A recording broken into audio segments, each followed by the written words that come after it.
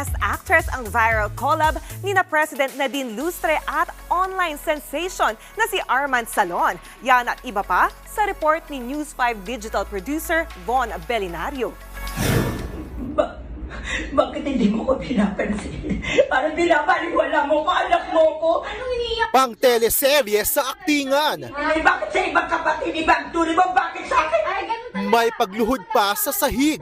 Award ang acting challenge ng online sensation na si Armand Salon at aktres na si Nadine Lustre. Ang eksena, away pamilya. Bakit mo ko inay? Pero ang twist, biglang umulan.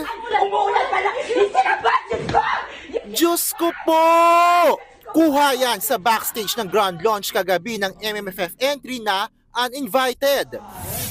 Hosted yan ni Robby Domingo and frontline Pilipinas showbiz anchor Jervy Wrightson. Chika ni Nadine, kakaibang Nadine Lustre ang mapapanood sa Uninvited. I was able to explore and try out a different style of acting as well.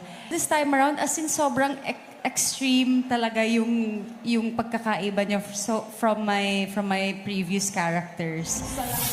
Present din sa event ang iba pang cast gaya ni Vilma Santos, Aga Mulak at marami pang iba.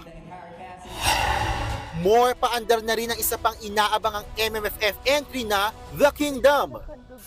Opisyal nang dinisplay sa iconic MOA Globe ang bandila sa pelikula at bida nitong si Bossing Vic Soto.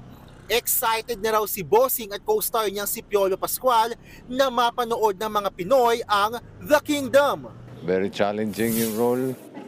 Sa mga costume lang, medyo challenging na with the tattoos. We just want to present something different. We'll go down sa history ng Philippine cinema. It's a beautiful project, so parang, it's a privilege to be part of this kind of project na, I mean, not just ambitious, but, something that we can be proud of. Exclusive ding ipinasilip sa News 5 ang pictorial ni na Bossing, Papa P, Christine Reyes, Sid Lucero at iba pang cast. Mapapanood this Christmas sa mga sinihan ng MMFF entry na The Kingdom. Nagbabalita mula sa Frontline, Von Belinario, News 5. Mga kapatid, Jania Lipon po, laging maging updated sa latest sa entertainment and lifestyle para maging una sa balitaan. Bisitahin at mag-subscribe na sa social media pages ng News 5.